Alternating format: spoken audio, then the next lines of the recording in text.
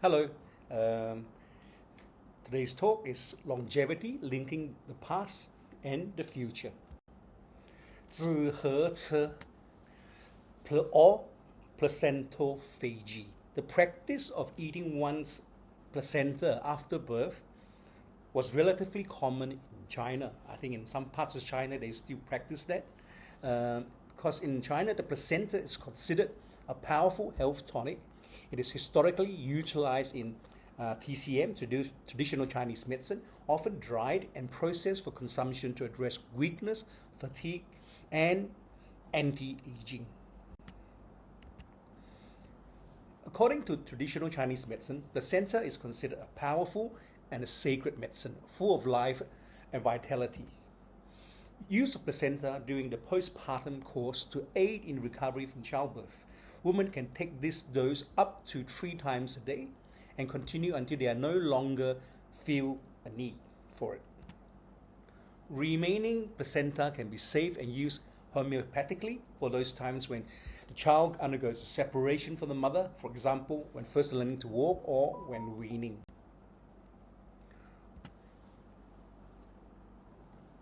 The most important Chinese medicinal text, Huang Di Neijing, lists placenta therapy as a healing and a rejuvenating agent.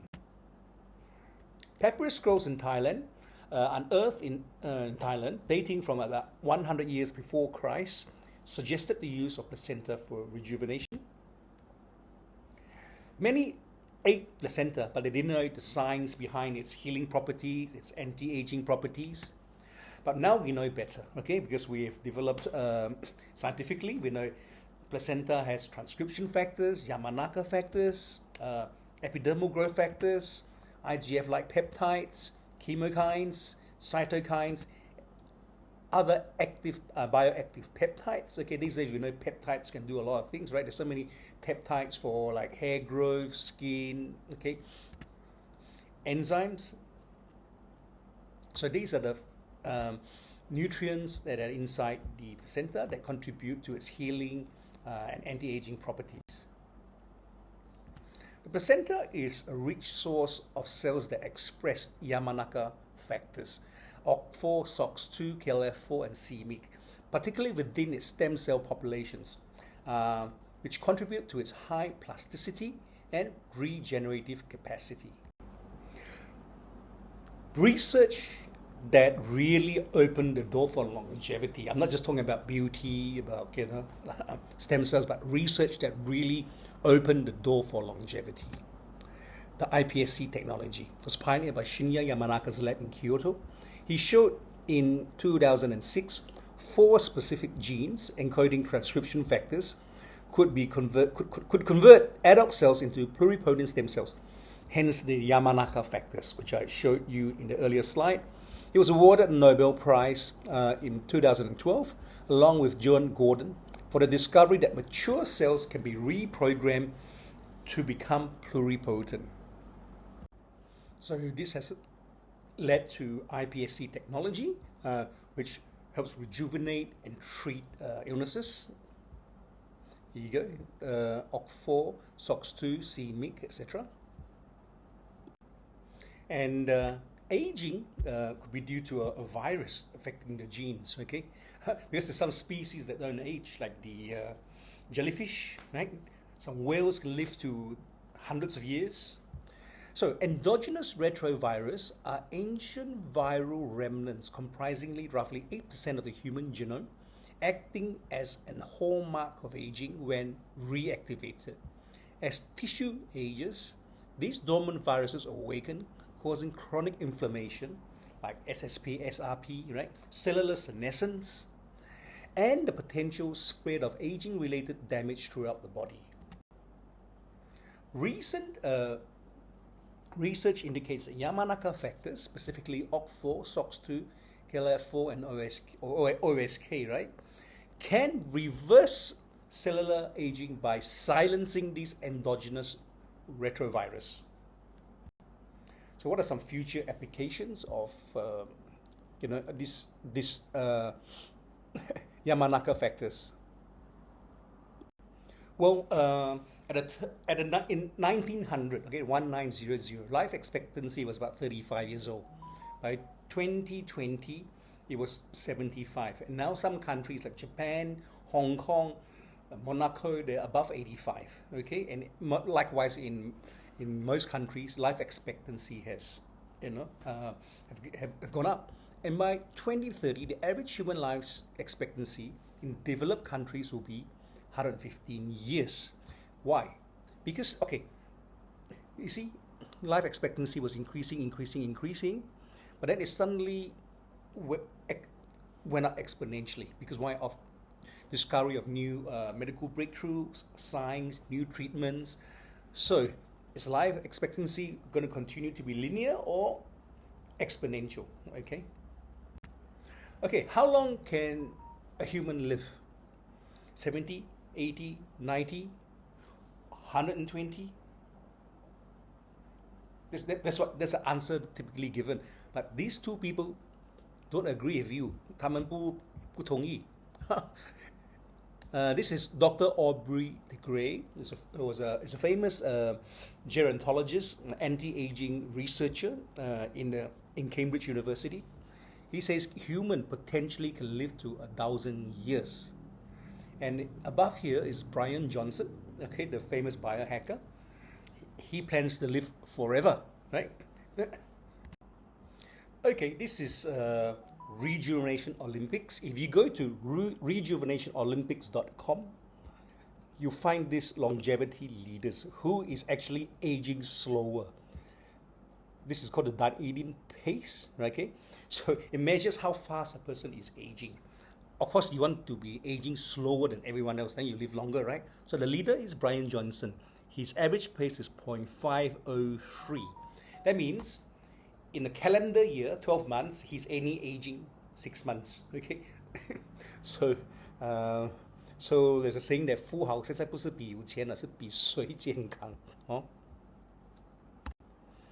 Aubrey de Grey's perspective, the guy who said we can live to 1,000 years, he says damage repair, not slowing aging. So you got to repair the damaged cells and organs. He argues that aging is the accumulation of molecular and cellular damage. Instead of trying to slow aging, he advocates for repairing this damage. Effectively making a 100-year-old biologically young again is possible. Longevity escape velocity. He coined this term to describe a point where scientific advances in rejuvenation therapies improve faster than time passes, meaning that life expectancy increases by more than 1 year every year. That means, okay, there's a new science like iPSC or whatever, right? Automation or whatever, a breakthrough that will help you repair, help you rejuvenate, increase your life expectancy by more than 1 year, right? So in that year, of course, then you will reverse your aging. So with more and more technology coming, we can escape aging. The 50-50 chance, he has previously estimated that a 50-50 chance that this escape velocity could be reached within the next 12 to 15 years, making it roughly in the mid-2030s. So the 1,000-year potential, he argues that if we can repair damage faster than it accumulates, there's no set biological limit to lifespan, suggesting that someone could live to 1,000 years or beyond. Longevity escape velocity is the idea that today, for every year that you're alive, science is extending your life for about a quarter to a third of a year. But there's going to be a point that for every year that you're alive, science is extending your life for more than a year. And the question is, when is that going to happen? And so Ray's prediction, and if you Google Ray's predictions, it's like he's got an 86% accuracy rate, which is pretty extraordinary. On all of his predictions. On all of his predictions, Really? like when we're going to have AI, when we're going to have, these robots, when we're going to have nanotechnology. His prediction on longevity escape velocity is by the end of the year 2030. Okay, Don't Die Summit. This is Brian Johnson. The Don't Die Summit was in Shenzhen this year, and Brian Johnson was a special guest. He believes due to rapid advancements in AI and biotechnology, humans may soon be able to live indefinitely. eliminating death as an inevitable conclusion. He aims for a functional immortality where aging is reversed, suggesting to lifespans could extend to hundreds or thousands of years rather than just being kept at 70 to 90 years.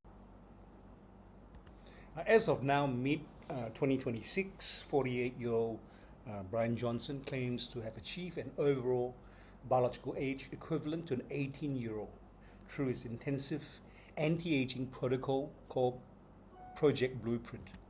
While his chronological age is 48, his organs and systems show mixed younger ages, including a heart of a 37-year-old and the lung capacity of an 18-year-old.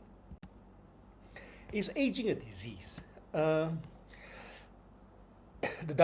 WHO, World Health Organization, in the ICD, International Classification of Disease, codes aging with two codes. So it's coded aging as a disease. So inclusion of these two codes means aging is treatable. Aging is actually a disease because 人不是老死的，是病死的, right? You die from a disease, not because you're getting older. It is a significant factor, though aging is a significant factor increasing the risk of many chronic diseases, such as cardiovascular disease, diabetes, cancer, and neurodegenerative diseases. As we age, cellular repair mechanisms may weaken, leading to accumulated damage, a phenomena similar to the progression of disease. That's why Aubrey de Grey stated that it's not slowing aging, but repair to the damaged molecules and cells.